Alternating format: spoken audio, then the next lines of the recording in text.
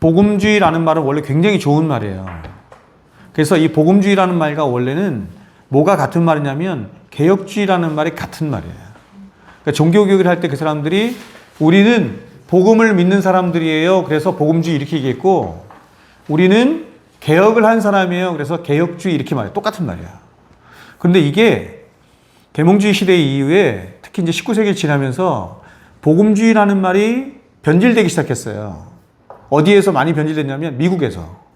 그래서 이거를 마이클 호트는 특별히 이 복음주의를 뭐라고 불렀냐면 미국제 복음주의 이렇게 불렀어요. 우리나라 교회의 80% 이상은 복음주의다 이렇게 보면 돼요. 이게 다 믹스됐어. 그러니까 우리가 흔히 말하는 이렇게 세상 문화 혹은 세상 정신 특별히 이런 것들이 굉장히 많이 들어오고 믹스가 됐어요. 그래서 신복음주의와 오래된 복음주의를 구분시키는 게, 오래된 복음주의는 어떤 거예요? 종교개혁자들의 정신과 사상과 신학과 이걸 그대로 이어받은 사람들 말하는 거예요. 어떤 면에서 오늘날로 말하면 개혁주의 이렇게 말할 수 있어요. 근데 이게 복음주의가 원래 좋은 거였는데, 그리고 주류였는데 이게 변질된 거예요. 이게 미국제 복음주의라고 하는데, 미국제 복음주의를 다른 말로 뭐라고 한다? 신복음주의라고 한다. 이렇게 새롭게 등장한 복음주의다. 문화와 믹스되면서 세상 정신과 믹스되면서 나타나는 거예요. 그래서 막 이 복음에 심리학도 갖다 쓰고 엔터테인먼트도 갖다 쓰고 신비주의도 때로는 갖다 쓰고 막 이러는 거예요. 응? 여러분 막 교회에서 막 영상도 틀어주고 막 그러잖아. 막 설교 시간에 막 옛날에 저 전도사 시절에 그게 아주 유행이었거든요. 막 영상도 틀어주고 뭐 연극도 하고, 그렇죠? 그리고 나와서 찬송도 하고 노래 잘하는 사람 시켜가지고 찬송하게 하더라고. 그게 다 그런 영향이에요. 순수하지가 않아. 이게 뭐와 맞물려서 갔냐면 교회가 이렇게 기업화되면서 대형화되고 기업화되면서 이게 맞물린 거예요. 종교를 이야기하든 사상을 이야기하든 뭐를 이야기하든 가장 먼저 첫 번째로 이야기하는 게 뭐냐면 그게 존재론이에요. 여러분, 내가 누구인가라는 것이 규명되지 않은 상태에서 세상에 성공하고 잘 살고 무슨 의미가 있냐고요. 기독교는 존재론을 다뤄요. 그러니까 모든 종교가 사실은 존재론을 다루긴 하지만 기독교만큼 존재론을 명확하게 다루는 종교는 세상에 없어요. 불교는 내가 어디서부터 왔는지, 나라고 하는 존재가 누군지 그거 안 따져요. 규명할 수 없다고 얘기를 해요. 그런 이미 있게 된 이 세상, 이미 있게 된 나, 그럼 나는 어떻게 살 것인가? 여기에 대해서 말하는 거예요. 존재론적 얘기할 때 중생은 뭘 말하는 거예요? 새로운 존재가 되는 거예요. 내가 이렇게 개선되는 걸 말하는 게 아니에요. 내가 좋아지는 걸 말하는 게 아니에요. 뭐냐면 다시 태어나는 거예요. 거듭남이라고 하죠. 이게 중생이에요. 하나님이 세우신 거듭남이라고 하는 구원의 원리를 통해서 우리를 새롭게 하신 것을 구원이라고 한다. 이렇게. 구원은 너무 신비스럽고 너무 놀라운 것이기 때문에 여러 측면에서 보는 거예요. 여러 측면에서. 하나님의 시각에서 볼 수도 있고 우리 시각에서 볼 수도 있고 또 구원을 법전적인 용어로도 말할 수도 있고 구원을 부르심이라고 하는 것으로 말할 수 있고 지금처럼 다시 태어나는 것으로 말할 수도 있고 그 다음에 있어지는 게 회심인데 뭔가로부터 돌아서서 다른 방향으로 나아가는 것을 구원이라고 말하기도 하고 성경이 이렇게 다양한 모습을 얘기하는 거예요. 다양한 모습을. 양자됨이라고 하는 것으로 얘기해요. 하나님이 우리를 양자로 삼으신 것을 구원이라고도 이렇게 말을 하는 거예요. 구원은 굉장히 사실은 쉽지 않아요. 복잡해요. 오늘날 교회는 사람들, 이렇게 교회 들어온 사람들에게 그냥 당신 다 교회 왔으니까 구원받았습니다 라고 쉽게 얘기하고 구원에 대해서 별로 설명도 하지 않고 가르치지도 않고 쉽게 얘기하지만 그렇지 않아요. 누구도 어떤 사람의 구원에 대해서 단정적으로 저 사람 구원받아서 저 사람 구원받지 않아서 말하면 안 돼요. 누구라도. 구원은 굉장히 신비스럽고 굉장히 놀랍고 굉장히 개별적이고 굉장히 인격적으로 하나님과 그 사람과의 이 관계 안에서 일어나는 어떤 신비적인 일이기 때문에 함부로 말해서는 안 돼요. 그럼 교회는 목사는 뭘 말하는 거냐? 이런 구원론의 교리들을 가지고 원리들을 가지고 사람들에게 설명해 줄 뿐이에요. 그런 구원론의 어떤 교리를 들으면서 성도들은 생각하고 자기를 점검하고 하는 거예요. 절대로 여러분 누가 구원받은 것 같아, 누가 구원받지 않은 것 같아, 이런 얘기는 하면 안 된다. 안 돼요. 여기서 중생과 회심과 연관해서 성경이 뭐를 가져온 거예요. 언약을 말할 때도 그 당시에 종주권 조약이라고 하는 그 당시에 고대 근동지방에 있는 그런 것, 종주권 조약이라고 하는 어떤 조약, 그것을 가지고 와서 성경이 언약을 설명했듯이 하나님이 우리가 들을 수 있는 언어로 우리의 구원을 이렇게 설명하시는데 어떤 철학적 원리를 약간 이렇게 갖고 오신 거예요. 그래서 그게 뭐냐면 바로 존재에 대한 설명이에요. 존재에 대한 설명을 성경이 철학의 원리인데, 이거 사실 성경의 원리거든요. 이거를 가지고 설명하는데 그게 뭐냐면 존재가 뭐냐라는 겁니다. 존재가 뭐냐. 존재가 뭐냐 이렇게 얘기할 때 성경은 그걸 여러 가지로 얘기했어요. 마음이라고 얘기하기도 하고, 영이라고 얘기하기도 하고, 법이라고 얘기하기도 하고, 여러 가지로 얘기했어요. 근데 이 하나를 다 영어로 뭐라고 표현하냐면 disposition 이렇게 표현하는 거예요. 철학자들의 말을 빌어서 얘기하면 이렇게 말하는 겁니다. 그럼 모든 존재는 힘과 경향성으로 되어 있다 이렇게 말하는 거예요. 하나님의 존재적 성향, 경향성이 뭐냐? 영광이다 이렇게 말합니다. 그러니까 자신의 영광을 바깥으로 자꾸 표출하려고 그래. 우리도 우리의 자신의 본질이 있는데 이것을 자꾸 바깥으로 표출하려고 그래. 하나님이 자신의 존재적인 이 어떤 성향에 의해서 자신의 존재의 영광을 자꾸 발산하는데 그 발산이 뭐냐면 영광이에요. 영광. 하나님이 심판하시죠. 왜 심판하시죠? 자신의 존재의 영광 때문이에요. 심판하지 않으면 안 돼요. 그럼 성경이 말할 때 인간의 사중 상태를 토마스 버슨이 얘기하지만 인간을 뭐라고 얘기하느냐 성경이 죄입니다 이렇게 말하는 거야. 인간의 본질이 그 힘과 경향성이 뭐로 되어 있느냐? 죄로 되어 있다 이렇게 말하는 거야. 그냥 가만 놔두면 그냥 죄를 향해서 죄가 목적하는 바를 향해서 흘러간다 이렇게 말하는 거야. 이거를 노예적 의지라고 해. 노예적 의지라는 건 뭐냐면 내가 막 의지를 가졌어. 어떤 의지를 갖든 그 모든 의지는 죄에 굴복하는 의지다 이렇게 말합니다. 예수 믿는 착한 사람도 있죠. 그게 뭡니까? 질문할 수 있죠. 뭐예요 여러분? 성경이 말하는 죄라는 의미와 사람들이 합의하여 만드는 죄라는 의미가 다르기 때문이에요. 성경이 말하는 죄는 그런 의미가 아니에요. 성경이 말하는 죄는 가장 1차적으로 본질적으로 누구와 관계된 거냐면 하나님과 관계된 거예요. 하나님을 향한 적의예요. 하나님을 떠나고 하나님을 떠나려 하고 하나님을 대적하려고 하고 하나님을 미워하려고 하고 하나님을 부인하려고 하고 부정하려고 하는 모든 이 의지가 죄의 의지예요. 어느 나라에 선한 왕이 있는데 이 선한 왕의 나라에 해적이 있어, 해적. 그럼 여러분 이 선한 왕에게 제가 지금 비유적으로 얘기하는 거예요. 하나님이에요. 하나님에게 해적선은 뭐예요? 나쁜 놈들이잖아요. 악당들이잖아요. 그렇죠? 근데 그 악당들 안에서 자기들끼리 막 착한 일 해. 그럼 왕이 볼 때 그 사람들 볼 때 야 너는 그 해적선은 착한 일 하네. 너 착해. 이렇게 아니죠. 그래봐야 해적이야. 이게 성경이 말하는 죄예요. 전혀 새로운 존재를 물과 성령으로 거듭나는 거예요. 우리를 구원하시는 하나님의 방법이 물과 성령이에요. 물은 뭐예요? 말씀이에요. 말씀과 성령으로 거듭나요. 여러분, 말씀과 성령이 우리를 거듭나게 하는 게 아니죠. 그 원인은 뭐예요? 원인. 예수 그리스도의 십자가죠. 그래서 예수를 믿는 거예요. 그럼 예수를 믿게 되면 어떻게 되냐? 그 예수 그리스도의 의를 누가? 성령께서 우리에게 오셔서 적용시킨다 이렇게 말해요. 그럼 예수 그리스도가 하신 일을, 그 십자가의 일을, 복음의 일을 어떻게 우리가 인식하도록 한다? 말씀이. 그래서 말씀과 성령 이렇게 얘기하는 거예요. 복음은 들음에서 나야 되잖아요. 믿음은 들음에서 나며 들음은 하나님의 말씀이죠. 듣지 않았는데 어떻게 알아요? 하나님 말씀을 듣지 않았는데 나는 구원받았다. 불가능해요. 그래서 전도에 미련한 방식으로 구원하기로 기뻐하셨다 이렇게 말해요.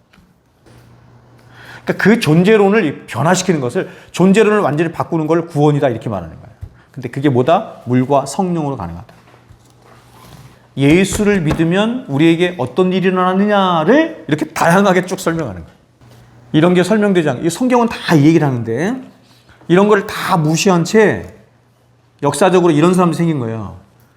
그게 다 뭐야? 나는 예수 믿거든? 예수 믿는다고 입술로 얘기하거든? 그럼 난 구원받은 거야. 이걸 주장하는 사람이 생기는 거예요.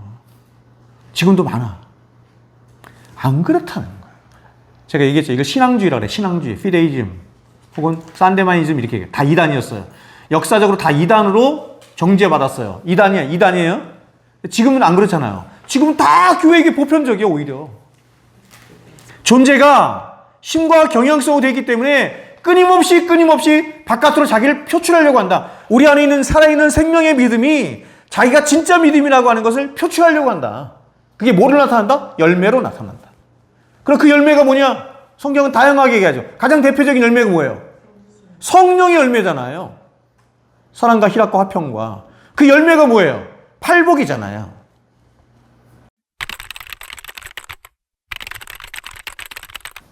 세상에는 공짜가 없는 거예요. 그럼 천국에 들어가려면 어떻게 해야 돼요? 의를 이루어야 되는 거예요. 의를 이룸이 없이 천국에 가는 것은 없어요. 그건 하나님의 성품에 맞지 않는 거예요. 아니 갑자기 목사님 공로주의가 됐습니까? 여러분 우리가 천국 가죠? 공짜로 갔어요? 아니에요 여러분. 이뤘어요 누군가가. 근데 그분이 누구냐면 예수님이에요. 그래서 하나님이 처음 창조하신 인간에게 자유의지를 주시고 도덕적인 인간을 창조하셔서 두 갈 길을 선택하라고 하신 거예요. 어떻게 선택하냐면 율법을 주셔서 이 율법을 네가 잘 지켜 행하면 천국 갈 것이고 율법을 지켜 행하지 못하면 너는 형벌을 받을 것이야. 기회를 주신 거예요.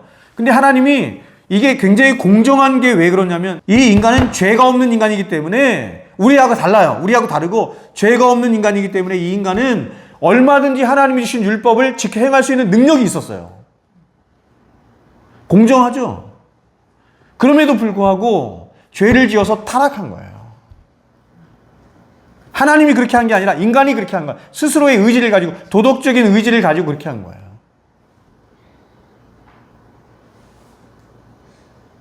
그러면 우리는 어떻게 구원받을 수 있느냐? 타락한 인간은 구원받을 길이 없죠. 스스로. 여러분 아담이 못 이룬 이 행위를 우리도 똑같이 행위를 지켜야 돼요. 근데 우리는 죄인이기 때문에 행위를 지키는 것은커녕 죄의 형벌이 함께 있네?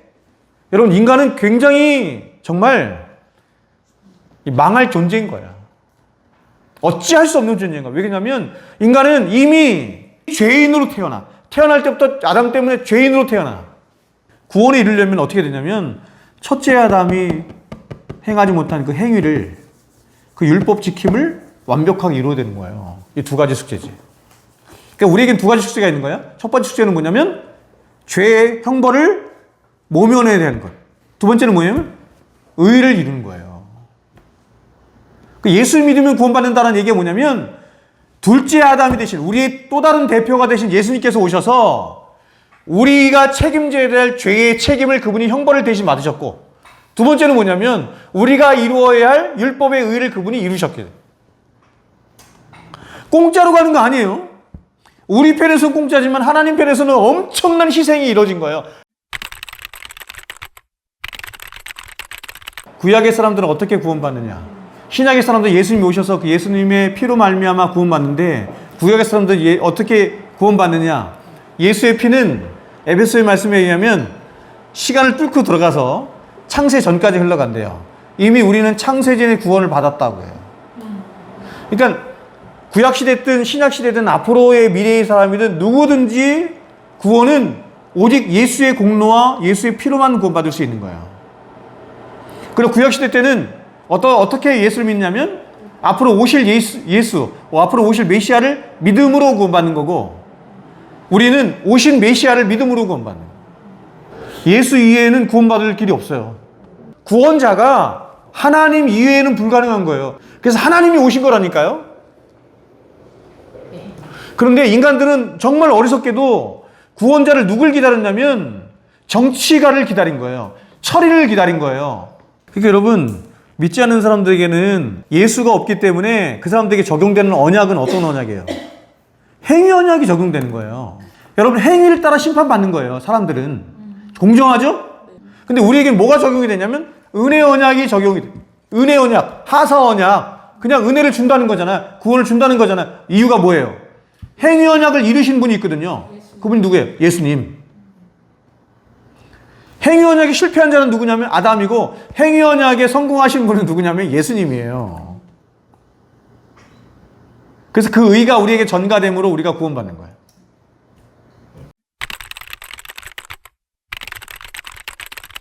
그 아담 이후에 이제 가인이 죄를 범하잖아요. 그렇죠? 근데 이제 가인이 이렇게 얘기를 한다고요. 하나님, 내가 지금 다른 사람 내가 만나면 나를 죽일까 내가 두렵습니다. 수많은 건 아니고 이미 사람들이 있었던 거죠. 그러니까 여기에 대해서 학자들마다 의견이 있는 거예요. 하나님이 아담 말고도 다른 사람들을 창조하셨을 것이다. 이거는 굉장히 잘못된 거고. 그러니까 여러분, 그러니까 이런 학자가 있다는 거예요. 왜냐하면 이렇게 되면 뭐가 문제가 되냐면 성경은 다 이렇게 얘기하거든요. 모든 인류가 아담 안에서 나왔다 이렇게 얘기하거든요. 아담의 허리에서 나왔다. 그렇죠? 그럼 아담 이후에 다른 또 다른 아담이 있다는 얘기잖아. 그렇죠? 그리고 또 다른 대표성이 되잖아요. 안 되는 거예요. 이건 잘못된 학자들의 의견이에요. 그럼 뭐냐? 이미 아담 안에서 더 많은 사람들이 나왔다 이런 얘기예요. 그런데 그러니까 가인 시대에 이미 이 시대 때 더 많은 사람들이 있었는데 어떻게 설명이 되는 거냐면 성경은 가장 중요한 사람들만 얘기해요. 가장 중요한 하나님이 구원하시는 구속의 이야기를 말하는 책이다 이렇게 얘기했잖아요. 그래 그 구속에 필요한 이야기들을 집약해서 말하기 위해서 가장 중요한 사람만 등장시키는 거예요. 성경은 뭔가를 말하고 싶은 거예요. 뭔가의 어떤 교리를 말하고 싶어 하는 거예요. 구속에 대한 교리를 말하고 싶어 하는. 그래서 중요한 사람만 언급된 거예요. 그러니까 누가 누구를 낳았어 성경에. 그럼 요 사이에 누가 또 있을 가능성이 있는 거예요. 그러니까 중요한 사람만 언급한 거예요. 성경이. 자, 회심 보겠습니다. 다시 사는 것은 뭐라고 그래요? 거듭남이라고 하는 거예요. 새롭게 태어나는 거, 새로운 생명의 원리가 심겨지는 것을 거듭남, 중생 이렇게 말하는 거예요. 그러므로 중생으로 말미암아 새로운 감각이 생기는 거예요. 어떤 감각? 영적인 감각이죠. 이 세계에는 이런 물질적인 세계도 있지만 무슨 세계도 있다? 영적인 세계도 있어요. 그런데 영적으로 거듭나지 않았기 때문에 하나님의 사람이 아니기 때문에 물질적으로 존재하는 세계는 인식이 되는데 영적인 세계는 감각이 안 되는 거야. 인식이 안 되는 거야. 하나님을 인식할 수가 없어요. 하나님 나라를 인식할 수가 없어요. 그래서 거듭난 자는 새로운 인식 체계가 생기는 거예요. 하나님에 대해서, 죄에 대해서 이거를 회심이라고 한다. 회심은 우리의 자각과 인식 속에서 일어나는 변화를 말하는 거예요. 중생은 아니에요. 중생으로 말미암아 우리가 살아나는 거죠. 영적인 감각들이 살아났어요. 그럼 영적인 감각들이 살아났기 때문에 이제 그 살아나는 감각으로 뭔가를 인지하기 시작해. 뭔가를 생각하기 시작해. 그리고 뭔가를 미워하기도 하고 사랑하기도 해. 그거를 회심이라고 한다. 그래서 회심은 크게 두 가지 요소를 크게 수반해요. 두 가지를 크게 인식해요.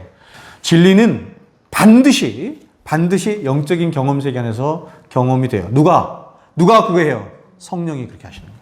성령이 뭐 하신다? 보증하신다. 여러분 회심의 증거들, 회심의 모양 이런 거는 분명히 있어요. 왜냐하면 회심을 일으키시는 분은 성령님이기 때문에. 그러나 그 패턴은 사람마다 다 달라요. 조금씩. 그 회심은 슈브의 가장 본질적인 의미가 뭐냐면 이거예요. 죄에 대해서는 어때요? 부정하는 거예요. 자기 자신에 대해서 부정하는 거예요. 자기를 미워하게 돼. 그리고 하나님에 대해서는 긍정하게 되고 하나님을 사랑하게 돼요. 이게 최고의 시금석이야. 죄로 인해서 여전히 죄가 있기 때문에 죄로 인해서 끊임없이 나를 사랑하려는 성향이 또 있고 죄의 법이 있고 세상 사람들은 그거밖에 없어. 그래서 세상 사람들은 나를 위해서 사는 게 제일 잘 사는 거라고 생각해. 그 사람들의 세계관 자체가, 가치관 자체가 그래. 근데 구원받은 사람은 그렇게 생각 안 해요. 여전히 내 안에 나를 위해서 살고 싶은 마음이 너무너무 많지만 그렇게 생각했을 때마다 너무너무 괴롭고 아파. 그래서 이런 나를 부정하고 싶어 해. 그게 구원받은 자의 굉장히 중요한 특징이에요. 그러니까 예수를 믿는다고 교회를 수십 년 동안 다니는데도 자기 부인의 삶을 하나도 하지 못하고 맨날 교회에서 자기 자랑하고 자기 자식 자랑하고 심각한 거예요. 그래서 항상 회개를 하는 거야. 항상 회개를 하는 게 이거예요. 자기 부정의 삶을 살지 못한 것에 대한 회개. 그리고 끊임없이 또 다른 반대 방향을 향해서 나가는데 하나님을 향해서 하나님을 사랑하게 돼요. 어떻게 하나님을 사랑할 수 있어요?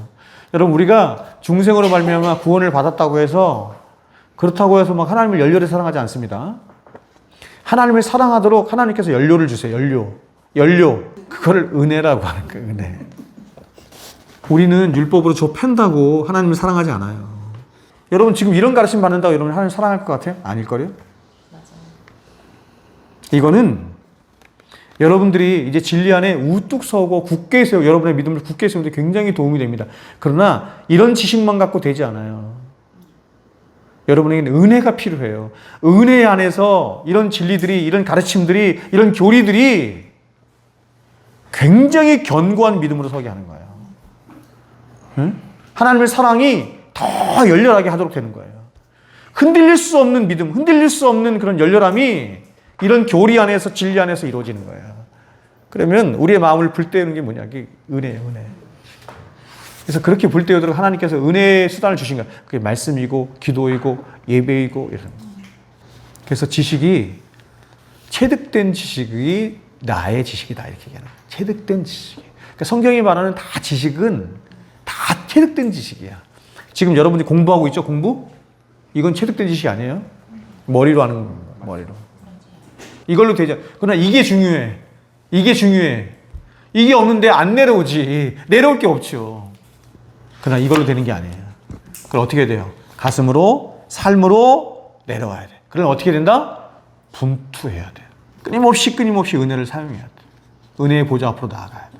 십자가 앞으로 나아가야 돼. 십자가를 묵상해야 돼. 왜 우리 신앙이 그렇게 메마르냐? 십자가를 묵상을 안 해서.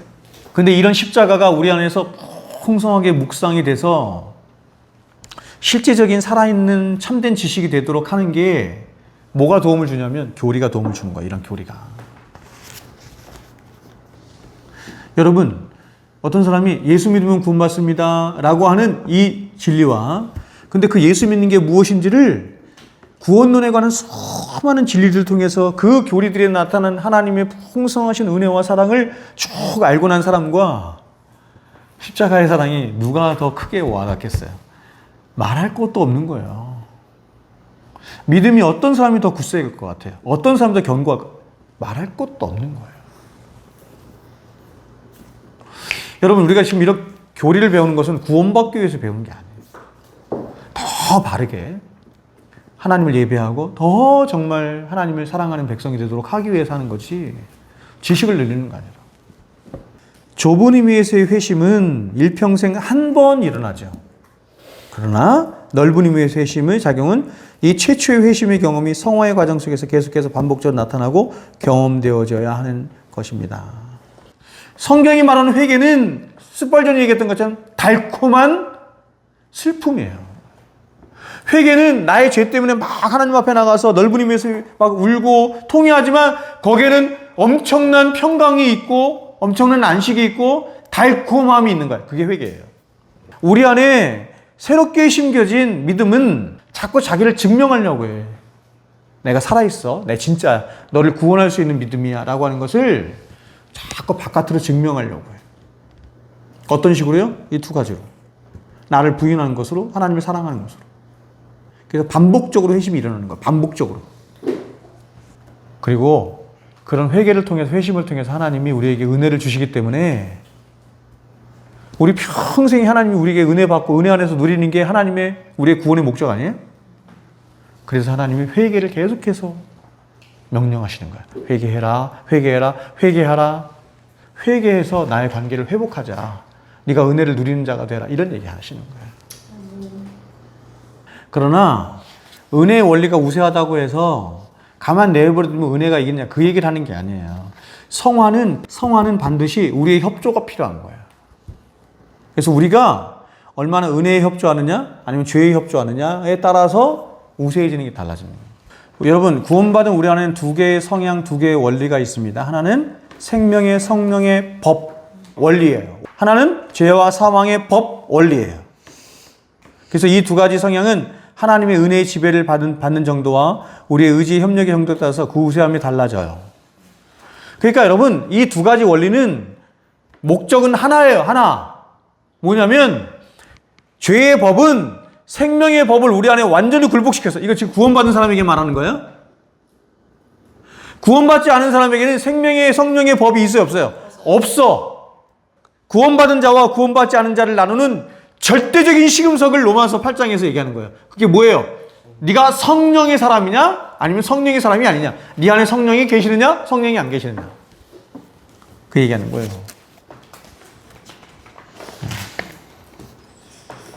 근데 세상 사람들은 성령의 법이 없어요. 성령의 생명의 법이 없어요. 성령이 안 계세요.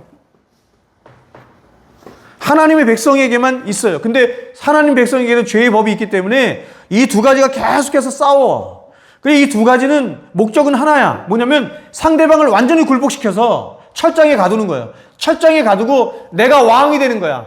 구원받은 신자이지만 죄의 법은 완전히 성령의 법을 죄의 철장에 가두어서 마치 하나님 백성이 아닌 것처럼 행사하도록 하는 거야. 죄는 끝까지 포기 안 해. 근데 생명의 성령의 법, 성령께서도 우리 안에서 끊임없이 어떤 목표를 향해 달리시는데 뭐냐면 성령 충만이에요. 그걸 성령 충만이라고 그래. 성령이 우리를 완전 지배하시는 거예요.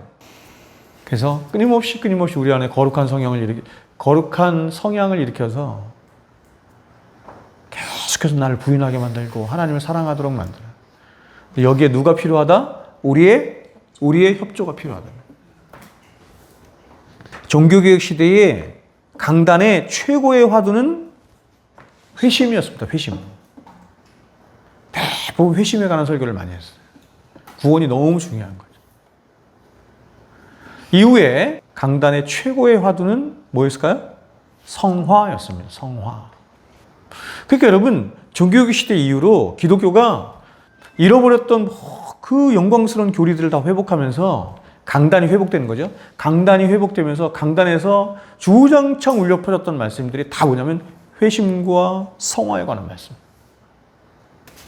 그런데 20세기에 들어와서 전 세계로 복음이 축소되고 왜곡시켜서 쫙 퍼져나가면서 더 이상 회심과 성화에 대한 설교가 강단에 사라진 거예요.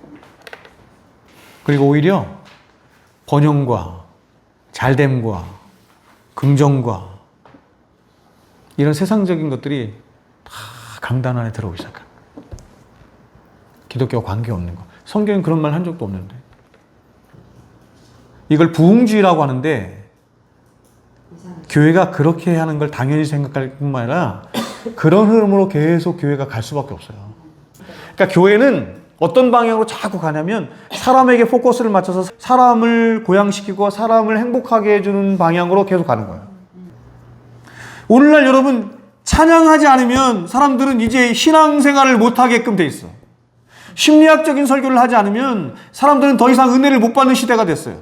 왜요? 심리학적인 설교가, 스토리텔링 설교가, 찬양하는 예배가 다 사람들을 흥분시키는 거거든. 근데 사람들은 그걸 뭐라고 표현하냐면 오늘 은혜 많이 받았어. 성령께서 하셨어. 이게 진짜 부흥인지 아닌지, 성령께서 일으키시는 부흥인지, 부흥은 성령께서만 하시죠? 말씀과 회개야. 말씀과 회개. 바른 진리가 선포되느냐, 바른 말씀이 선포되느냐 하는 거예요. 그러니까 말씀이 선포되지 않고 말씀이 있지도 않은데 사람들이 막 이상한 그런 행동을 하면 그거는 참된 부흥이라고 할 수 없다. 첫 번째, 말씀. 두 번째, 그 사람들한테 참된 회개의 역사가 일어나느냐. 부흥은 동시다발적으로 회심의 역사가 일어나는 것이다. 이렇게. 성령은 성령이 역사를 하는 거예요. 죄를 알려주시려고 오십니다. 사람들은 반드시 죄를 깨달아야 합니다. 그러나 다음과 같은 신학이 오늘날 유행하고 있습니다. 사람들에게 하나님의 선하심을 깨닫게 하라. 그들에게 그분의 아버지 되심을 제시하라. 그리고 그들에게 한없는 자비를 확신시켜라. 그들의 마음을 하나님의 사랑으로 얻으라. 여기까지는 별로 괜찮죠? 그러나 결코 죄를 향한 그분의 진노하심이나 대속의 필요, 심판의 자리에 대해서는 언급하지 마라. 가엾은 피조물들을 실패와 잘못으로 인해 비난하지 마라. 판단하지 말고 정죄하지 마라. 그들의 마음을 살피거나 그들을 풀죽이게 하거나 슬픔에 빠지게 하지 마라. 대신 위로하고 격려하라. 그러나 결코 비난하거나 위협을 주지 마라. 여러분 제발 하나님 말씀 그 자체에, 진리 자체에 관심을 좀 가지시라고. 말씀을 가지고 자꾸 여러분이 필요한 거 얻으려고 하지 마시고 말씀 그 자체에 관심을 가지시라고.